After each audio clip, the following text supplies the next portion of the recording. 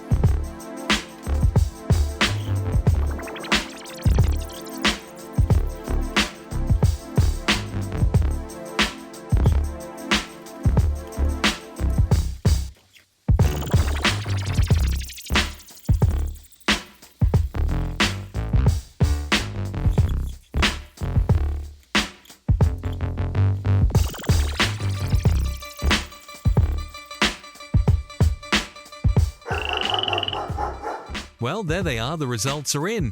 It looks like two clearly opposite directions were taken in this one. Craft Kids went with a dog head and a frog body, while AI did the complete opposite. Well, you decide. Both images came out looking rather fancy, but it's time for you to choose which one you like best. Take the poll on the Craft Kids TV community page. Thank you for watching and have a brilliant evening. As always, Craft Kids TV would like me to remind you, until we see you next time, keep drawing. Stay awesome.